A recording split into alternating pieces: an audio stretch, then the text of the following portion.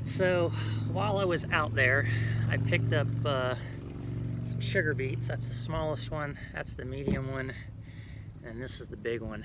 And the mud on this stuff it's like Dempster Highway mud. It is black, it's nasty, and it's impossible to come off when you get it on. So I've got to clean these up and try slicing this one up, eat it as it is. And I've already tried it, but I'll try it again. I thought about maybe frying them, but I don't really have any batter to make, and I don't want to buy stuff just to try stuff out. Michelle even suggested that I make a soup out of it, but I don't want to buy everything for a soup and then have it be thrown out because it tastes bad. I tried to find some stuff that people were doing with them online, but really didn't come across anything. But I thought it'd be fun. I don't have anything else to do today, and it's going to start raining tonight, so I figured why not have a little fun with some sugar beets and just try them out. But first I've got to clean them off. These things are absolutely disgusting, worse than potatoes. So I don't have a brush to clean these off with, so I'm just going to use my brush that I use for getting dust off the rear tailgate. And I've got my spray bottle and just a bottle of water. Luckily we're parked in the grass, so hopefully I can get a lot of this stuff off without an issue.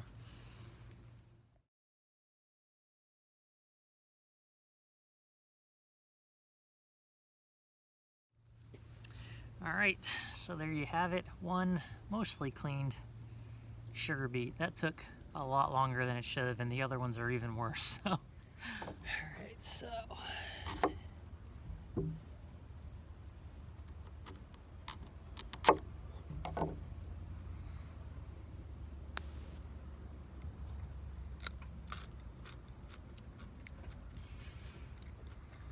it's got the texture of a radish.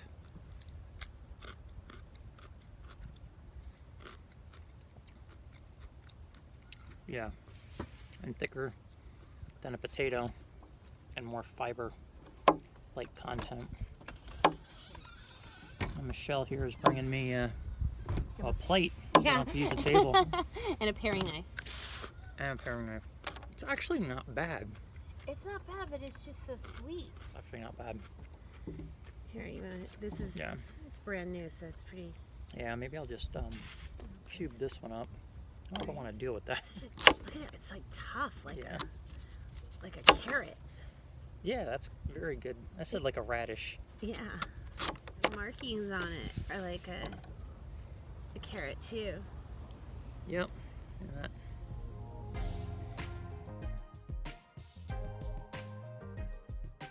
Now, I wonder if you like just cut it into sticks and made a cup of coffee, if you could sweeten a cup of coffee with it. I'll make a cup of coffee. All right. I'll keep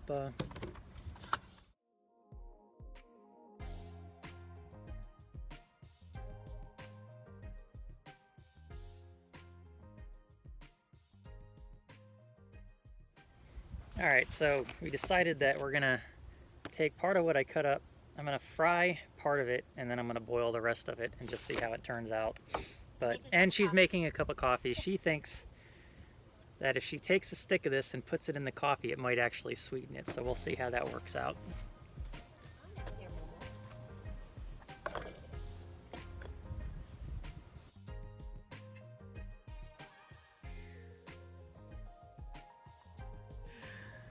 For the experiment, well, it's fine being out here. Just enough for the bottom. I'm not going to go crazy. What is this? Olive oil. We'll see how it goes. That going? All right, so she just made up coffee. I'm thinking, all right, I'll try a stick and see. Just drop it in there and see what happens. I'll give you one. Should have tasted it before.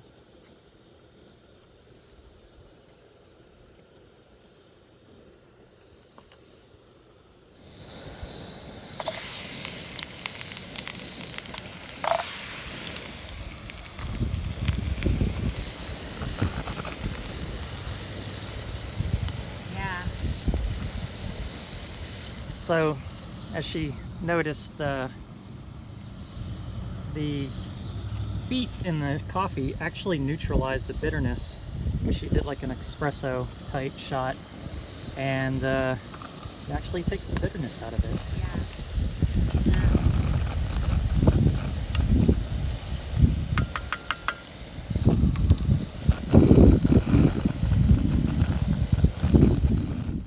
Alright, so I already tried one of these, and fried them up maybe a little bit too much, but They smell like they sweet potatoes. smell like sweet potatoes. It's pretty awesome. Can I reach in and grab one? Yeah.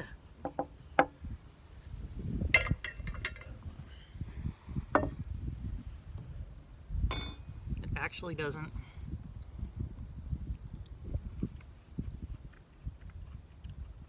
Like the bigger piece could have went a little bit longer. You know, it almost tastes like, you know the beets that you buy in jars, like if you fried them? Mm-hmm. That's just what it tastes like. They're not overly sweet this way. Definitely burned them. But it actually doesn't taste bad. I could snack on that. I think I'm going to fry up some more. And the coffee has definitely lost the bitterness Yeah. to it. It definitely neutralized it. So if you want to take the bitterness out of your coffee, then sugar beets are the way to go. Yeah. Now it's a smooth cup of coffee. That's crazy. That is really smooth compared to what it was. Yeah. And we put a size like that inside a cup about that high. And that's crazy how it did that. But that's an espresso, so it's There going to you be go. stronger to begin Yeah. with. So that really neutralized it a lot. So one use for them, I guess. And then you can fry them up. Do you want more? I'll try another piece. I'm gonna make more. Are you? Still got oil. All right, so we got oil up again. Try one. See what happens. There we go.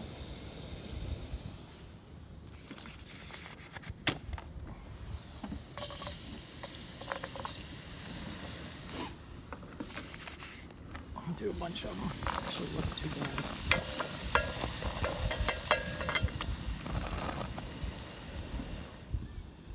And once these are done, I'll do the rest of those in just a butter bath and see how that turns out. So the oil is now turned into like a molasses because of too much sugar. These are going on about 10 minutes, I think. Alright, so the next batch, these aren't nearly as burnt as the other ones.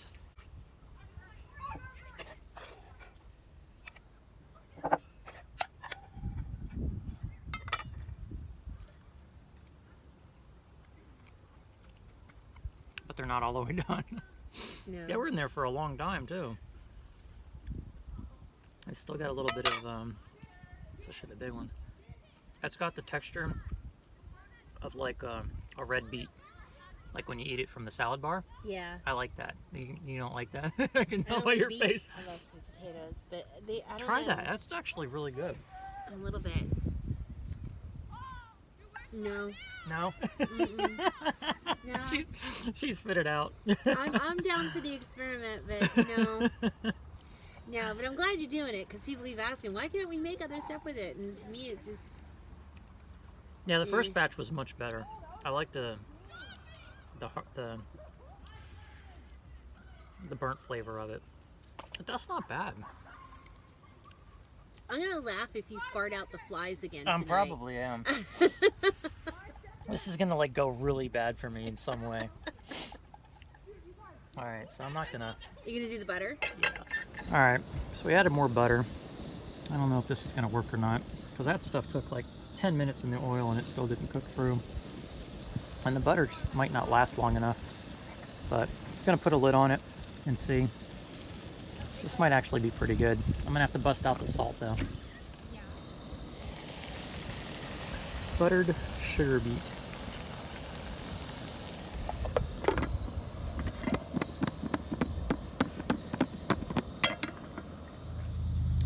Alright, so after this, I'm making the executive decision. I am not cleaning those and just boiling them in water. They don't taste good in oil, and if they don't taste good in butter, then there's no point in putting them in water and just making molasses out of it. So this is where it's going to end. I'm hoping that maybe with a little bit of salt, these could turn out okay. We'll see. All right, so another couple of minutes. I just tried one, and I think I'm about to prove wrong the theory that everything tastes better with butter. Because out of everything that I tried, that was the worst. So we'll dry them out and find out, and then I'm gonna add some salt to it. Maybe that'll make it taste better. These are nice golden brown.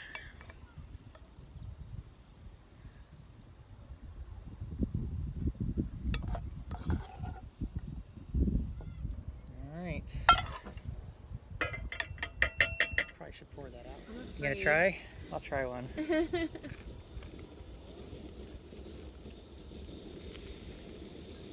I don't even know what that tastes like. I do like that they're crunchy.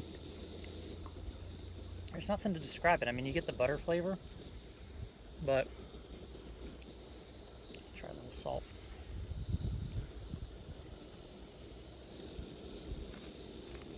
Definitely butter with salt. Yeah? Mm-hmm. Yeah.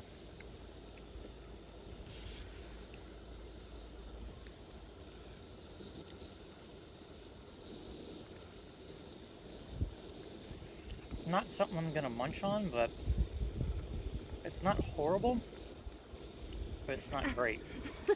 Which is always... I don't even know how to describe it to anybody. It's like the small ones are really crunchy, so there's not a whole lot of flavor. You just taste the butter. So the little flat ones are like crunchy banana chips. You ever had banana chips? Yeah. That's what the really thin ones taste like. And a bit buttery, obviously. And then just sweet. See, I don't know, man. I think you've pretty much proven that they are only good for making sugar. Want to try it? So we took... it's butter. So this is Keith. He is a few spots down from us. He just showed up. And what we have here is we took sugar beets, diced them up, and fried them up with butter. All right. Just butter? Just butter. Oh, wait. And I put some salt on it. Yeah, all right. because it does taste better with the salt. It's not sticking though, so you'd actually have to get that with it. But okay. Go ahead and try it and tell me what you think. All right, I'll take this one off the plate. Oh, crap, you know, if this were on my plate, I wouldn't think it was sugar beet. Exactly.